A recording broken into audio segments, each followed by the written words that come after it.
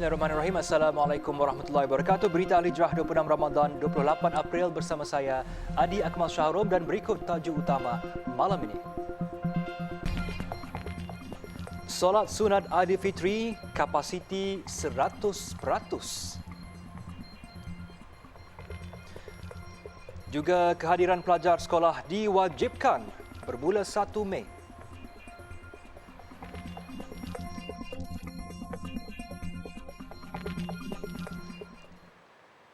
Seorang kanak-kanak lelaki berusia 2 tahun ditemui rentung dalam kebakaran dua kediaman di Jalan Permatang, Badan Perdana 2, Kuantan awal pagi tadi. Kejadian sekitar 3 pagi itu turut menyebabkan 5 termasuk seorang bayi perempuan cedera. Penolong Pengarah Operasi Jabatan Bomba dan Penyelamat Malaysia JBPM Pahang, Ismail Abdul Ghani berkata pihaknya menerima panggilan kecemasan pada jam 3.15 pagi. Penolong Pengarah Operasi Jabatan Bomba dan Penyelamat Malaysia JBPM Pahang Ismail Abdul Ghani berkata kebakaran turut menyebabkan semua rumah jenis semi-D musnah 100% dan sebuah lagi rumah terbakar 90%. Kebakaran ini menyebabkan juga berlakunya satu letupan yang sangat kuat yang menyebabkan struktur rumah di kedua-dua buah rumah ini rosak teruk dan menyebabkan dinding-dinding dan bumbung rumah runtuh. Tambah beliau, seorang lelaki dewasa melecur 50% dan seorang lelaki pula cedera ringan. Manakala 2 wanita dewasa dan seorang bayi perempuan berusia 8 bulan turut cedera. Semua mangsa dibawa ke Hospital Tengku Ampuan Afzan HTAA Kuantan untuk rawatan lanjut. Punca kejadian dan kerugian masih dalam siasatan. Sebelum ini, video insiden tragis itu tular melalui aplikasi WhatsApp yang didakwa berpunca daripada stok simpanan mercun di salah sebuah kediaman itu. Solat sunat Aidilfitri dibenarkan di masjid dan surau dengan kapasiti 100% dengan syarat sentiasa memakai pelitup muka dan membawa sejadah sendiri. Ketetapan baharu itu dibuat susulan kelonggaran SOP yang diumumkan Kementerian Kesihatan KKM. Kelonggaran SOP itu diumumkan Menteri di Jabatan Perdana Menteri Datuk Idris Ahmad menerusi satu kenyataan hari ini. Sementara itu, takbir Hari Raya dibenarkan dibuat di masjid dan surau serta di rumah ke rumah tetapi perlu sentiasa memakai pelitup muka. Tambah Datuk Idris, jamuan raya dan rumah terbuka di masjid dan surau turut dibenarkan. Sementara itu, untuk program ziarah, aktiviti kunjung mengunjung adalah dibenarkan, termasuk aktiviti ziarah tanah perkuburan. Datuk Idris bagaimanapun menegaskan kesemua kelonggaran itu tidak terpakai kepada individu positif COVID-19, manakala mereka yang bergejala tidak digalakkan untuk menyertai.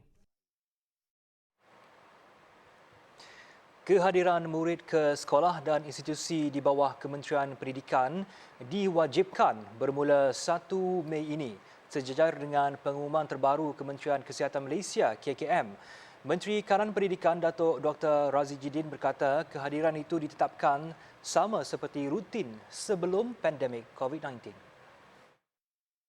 Tambah Datuk Dr. Razi, penjarakan fizikal di sekolah turut ditarik balik. Seperti mana yang diumumkan oleh Kementerian Kesihatan, kita telah membuat ketetapan bahawa tidak ada lagi penjarakan fizikal dalam kelas dan dalam kawasan sekolah. Namun begitu, penjarakan fizikal digalakkan dalam keadaan murid atau warga sekolah tidak memakai pelitup muka. Bagaimanapun jelas Datuk Razi, pelitup muka masih wajib dipakai ketika berada di kawasan tertutup dalam premis sekolah kecuali dalam situasi tertentu berkuat kuasa 1 Mei ini. Pengecualian hanya dibenarkan apabila bersendirian, guru sedang mengajar, individu yang mengalami masalah pernafasan dan semasa melakukan aktiviti rekreasi. Sementara itu, imbasan kod QR MySejahtera juga tidak diwajibkan apabila memasuki premis institusi pendidikan. Berhubung pemakaian pakaian seragam sekolah, ia hanya diwajibkan pada sesi persekolahan penggal kedua pada 12 Jun depan. 13 pelajar tingkatan 4 sebuah sekolah menengah kebangsaan SMK di Langkawi hari ini ditahan bagi membantu siasatan berhubung kes seorang pelajar lelaki dipukul yang tular menerusi satu rakaman video. Ketua Polis Daerah Langkawi ACP Syariman Asyari berkata 12 pelajar ditahan pada 12.30 tengah hari tadi manakala seorang lagi ditahan pukul 3 petang. Tambah SCP Syariman, 5 daripada mereka merupakan rakan sekelas kepada mangsa, manakala baki yang lain dari kelas berasingan. Jelas beliau rakaman percakapan sedang diambil bagi membantu siasatan. Terdahulu media melaporkan polis menerima satu laporan berkaitan kes seorang pelajar lelaki berumur 16 tahun yang dipukul beberapa pelajar lain dalam satu rakaman video berdurasi 25 saat. Kejadian yang berlaku pada 9 pagi semalam itu dipercayai akibat perselisihan faham antara mangsa dengan pelajar lain yang mangsa kemudiannya membuat laporan polis berhubung kejadian itu pagi tadi.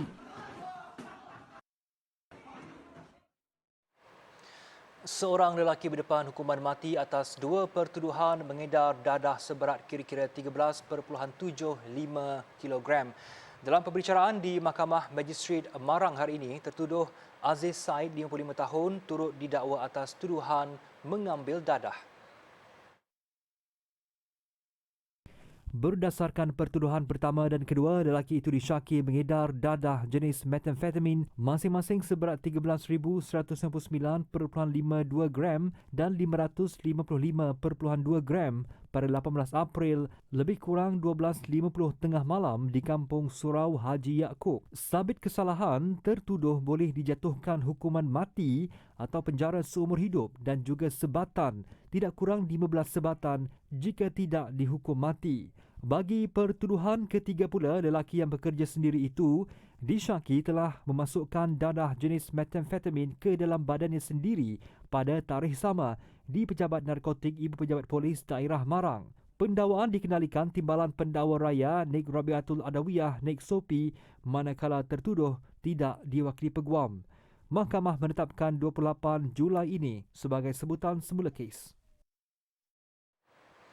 Yayasan Ikhlas optimis untuk merealisasikan impian anak-anak di pedalaman Sabah untuk mendapat pendidikan Islam menerusi kempen Sekolah Agama Rakyat dengan mengambil keberkatan 10 malam terakhir Ramadan. Umat Islam berpeluang untuk mengejar pahala bersedekah dengan menyumbang kepada dana pembinaan sekolah terbabit yang akan dibina di 2 buah kampung.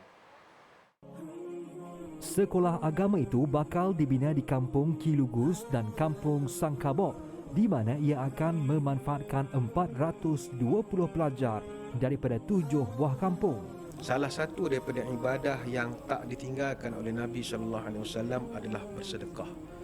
Yang mana sahabat mengaku bahawa Nabi ini seorang ajwadun nas, asja'un nas, seorang yang pemurah, seorang yang sangat tak kedekut. Tetapi bila tiba bulan Ramadan, double lagi dia punya sumbangan. Jadi kalau kita mampu untuk menyumbang, sumbanglah. Sebab percaya sekolah agama ini tempat anak-anak belajar. Jadi dia boleh jadi satu sumbangan pencen kubur kita.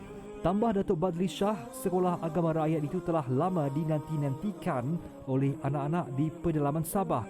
Memandangkan sebelum ini mereka terpaksa berjalan sehingga 11 km untuk ke sekolah. Projek ini menelan belanja sebanyak 3.8 juta. Jadi kita sangat memerlukan kepada sokongan daripada seluruh rakyat Malaysia, termasuk daripada luar negara. Orang ramai yang ingin mengambil kesempatan mengejar pahala Ramadan yang berbaki beberapa hari sahaja lagi boleh salurkan ke akaun Bank Maybank bernombor 5628 3463 6228 atau layari www.sekolahagama.com.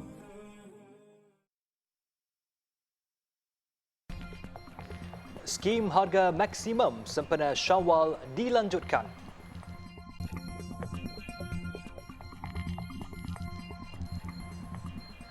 Bertemu kembali.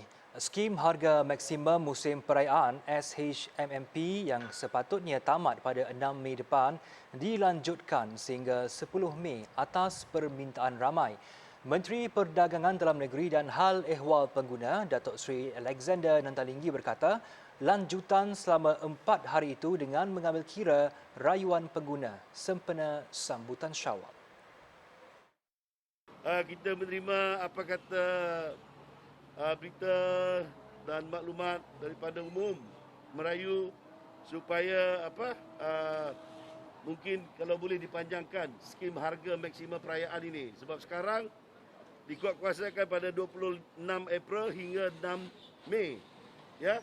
Jadi 6 Mei ini hanya 2 hari saja selepas pilihan hari raya Aidilfitri.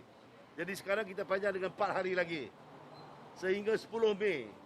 Sebab beberapa hari selepas hari Aidilfitri masih lagi lah membeli untuk perayaan tu.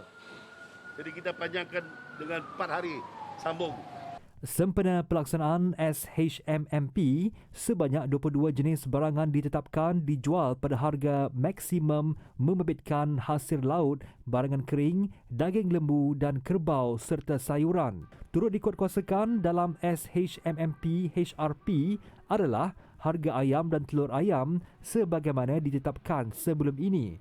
Beliau berkata demikian ketika lawatan di stesen minyak Petronas di Jalan Lingkaran Dalam di Johor Bahru. Berhubung perkembangan penyalahgunaan subsidi petrol, KPDN-HEP membuka kertas siasatan terhadap 9 pengusaha stesen minyak di Johor Bahru susulan penjualan minyak petrol bersubsidi dan RON 95 kepada warga asing. Siasatan juga meliputi rakaman kamera litar tertutup CCTV.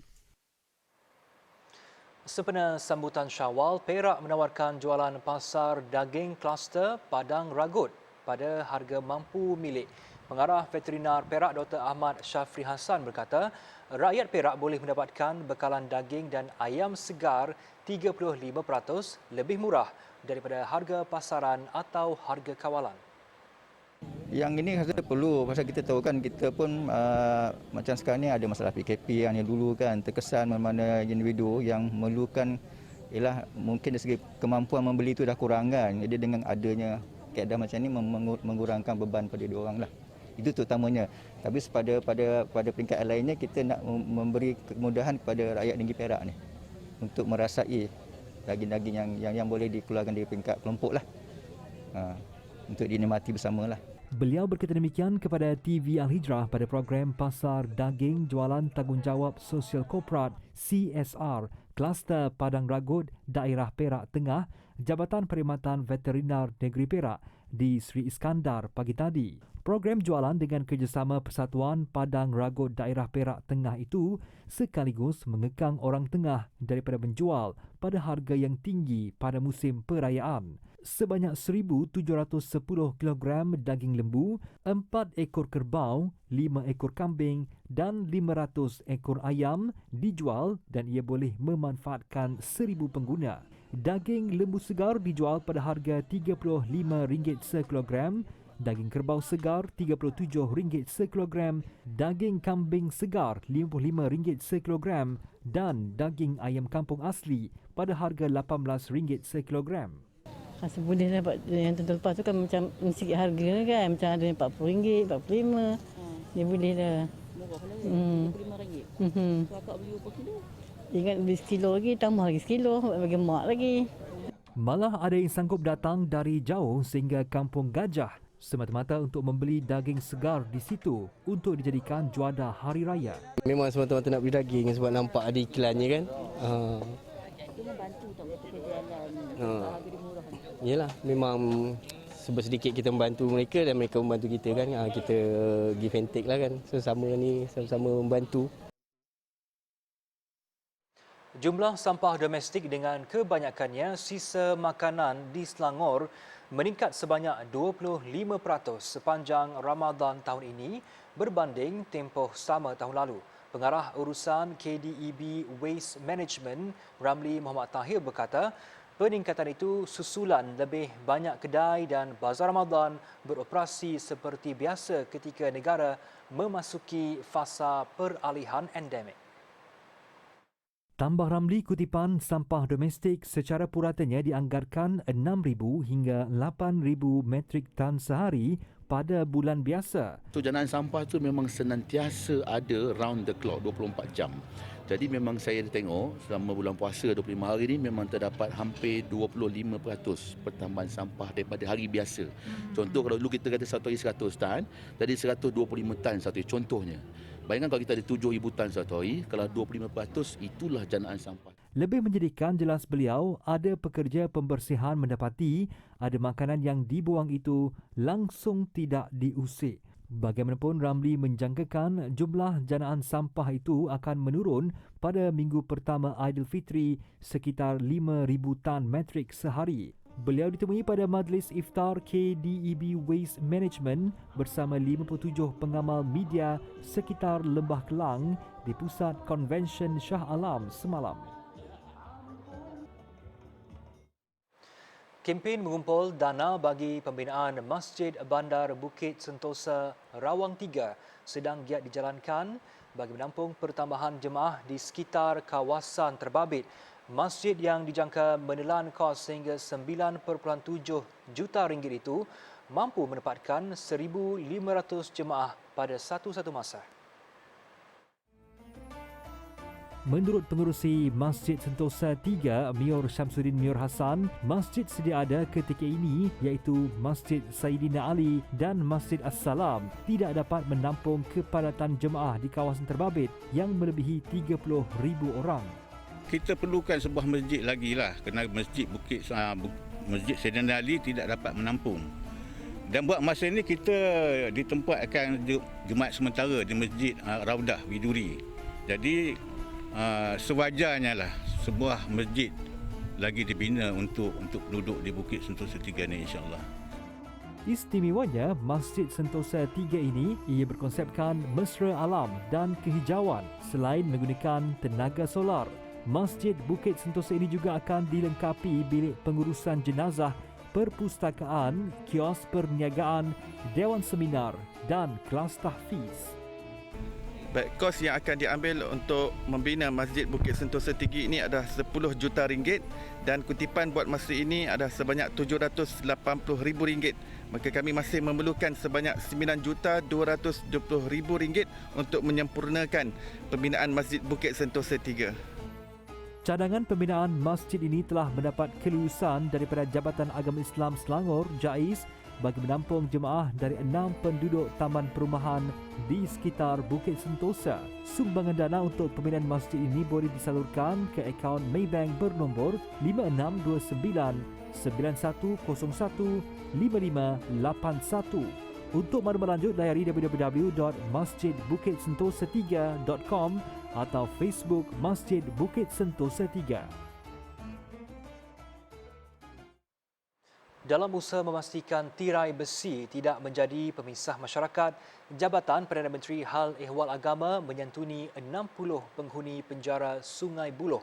Menterinya Senator Dato' Idris Ahmad berkata program tersebut sekaligus dapat memberi motivasi kepada golongan itu untuk bangkit semula, meneruskan kehidupan dan kembali kepada Allah Subhanahu Wa Taala. Kerana memang itu prinsip polisi kami ialah kami tak nak pisahkan. Kami ini satu pejabat yang terpisah dengan masyarakat. Pada kita ialah mereka ini ialah merupakan sahabat kita, rakan kita, kawan kita, anak-anak kita, adik-adik kita yang perlu kita santuni. Beliau berkata demikian pada majlis program Jejak Kasih Ramadan bersama penghuni penjara Sungai Buloh, Selangor siang tadi. Tambahnya, program yang dipenuhi dengan pengisian dan perkongsian kerohanian seumpama itu juga dapat menimbulkan keinsafan dan mencipta keazaman baharu agar menjadi manusia yang bermanfaat kepada agama, bangsa dan negara. Sementara itu, pada majlis berkenaan juga, penjara Sungai Buloh turut menerima sumbangan RM10,000 daripada Yayasan Taqwa Majlis Agama Islam Wilayah Persekutuan Mawib, RM5,000 daripada tabung musaadah Jabatan Kemajuan Islam Malaysia JAKIM serta sumbangan duit raya kepada penghuni daripada YAPIM. Istimewa sempena 10 malam terakhir Ramadan, penonton TV Al-Hijrah bakal dihidangkan dengan majlis Khatam Al-Quran Perdana yang bersiaran 14 jam tanpa henti. Program kali kedua diadakan itu akan bermula 5 pagi esok sehingga 7 malam. Kalau kita tengok tahun lepas kita buat 12 jam, tahun ini 14 jam. Kita mengumpulkan pelbagai latar belakang peserta lah. Mereka akan datang secara bergilir-gilir, maknanya bermula daripada Assalamualaikum sahur pada pukul 5 pagi. mengambil giliran untuk membaca daripada surah Al-Baqarah sehinggalah ke juzuk 30 pada pukul pada kemuncak pada jam 5 hingga 7 petang. Tambah beliau, Majlis Khatam Perdana itu akan turut disurikan dengan kehadiran Menteri di Jabatan Perdana Menteri Hal Ehwal Agama Datuk Idris Ahmad. Turut serta mengimarahkan program terbabit Barisan Qori dan Qoriah iaitu Farhatul Fairuzah, Rozana Natiyah, Amir Rahman Abbas dan selebriti TV Al-Hijrah Adi Akmal Shehrom. Program 14 jam tanpa henti itu akan disiarkan secara langsung di TV Al-Hijrah dan Facebook rasmi TV Al-Hijrah. Nikmatilah pengalaman berbuka puasa dalam suasana kehijauan alam semenjadi di Lurah Bilud. Iftar bersama dinos di Bilud Agro Farm and Retreat menyajikan pelbagai menu unik dan istimewa berasaskan daging rusa seperti rendang rusa, rusa masak lemak, rusa masak halia dan bihun sup rusa. Di samping itu, sambil menunggu waktu berbuka puasa, pengunjung terutamanya kanak-kanak berpeluang mendekati haiwan-haiwan peliharaan yang terdapat di sana seperti rusa, kambing, arnab, ayam hutan dan lain-lain. Untuk maklumat lanjut, sila hubungi nombor tertera atau layari www.dbilud.com.my. 250 umat Islam banjiri Masjidil Aqsa.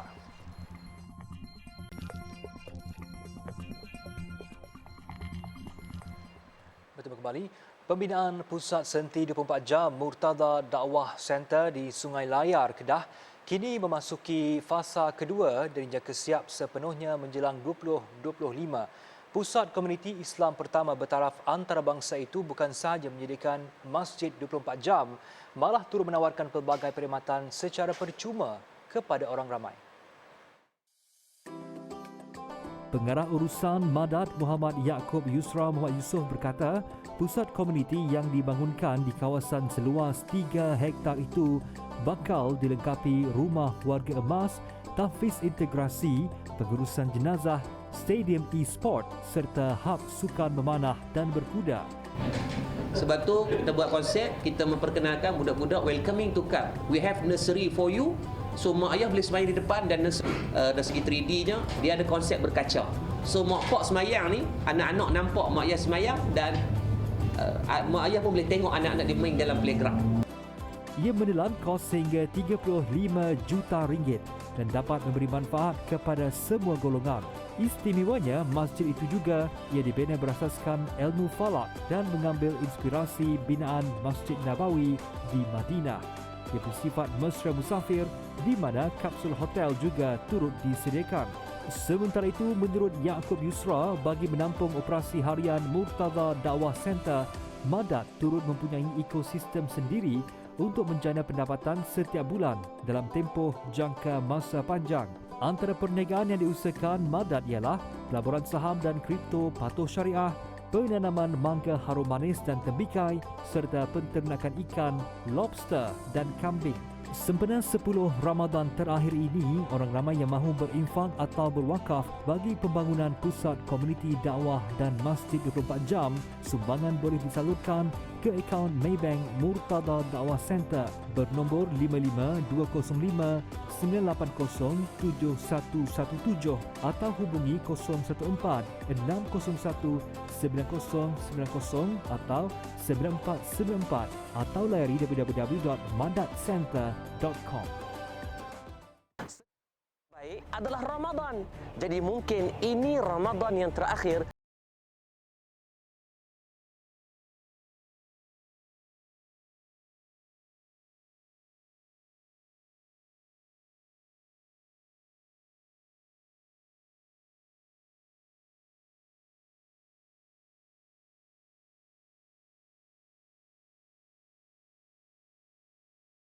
Dua juta umat Islam berkumpul di Masjidil Haram untuk beriktikaf pada malam 27 Ramadan. Ia bagi merebut ganjaran malam Lailatul Qadar. Lebih dari 2 juta jemaah dan pengunjung menghadiri solat Qiyam Al-Lail di Masjidil Haram, Makkah pada malam 27 Ramadan 1443.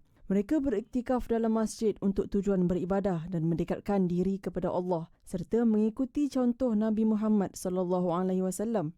Tradisi ini biasanya dilakukan pada 10 hari terakhir bulan Ramadan. Dalam iktikaf, jemaah tinggal dan tidur serta melakukan solat sunnah di masjid dan hanya meninggalkan masjid untuk berwuduk.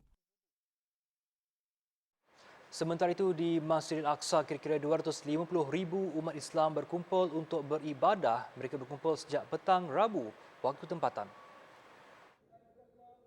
Ketegangan masih memuncak antara Palestin dan Israel, namun umat Islam tidak ketinggalan untuk menunaikan solat sunat di masjid itu bagi mengejar Lailatul Qadar yang memberikan ganjaran lebih baik daripada 1000 bulan. Malam Lailatul Qadar dipercayai jatuh pada salah satu malam ganjil dalam 10 malam terakhir Ramadan yang lazimnya dipercayai sebagai malam ke-27. Tiada sebarang insiden buruk dilaporkan semalam selepas beberapa minggu ketegangan berlaku.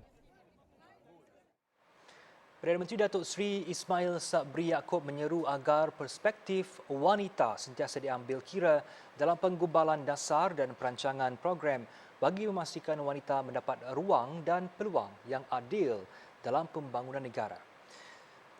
Sekian untuk malam ini. Ikuti Berita Al-Hijrah di Facebook, Instagram, Twitter, YouTube dan TikTok serta layari alhijrahnews.com untuk lagi berita-berita pilihan eksklusif dan menarik. Saya Iqbal Syarum. Assalamualaikum dan selamat bertarawih.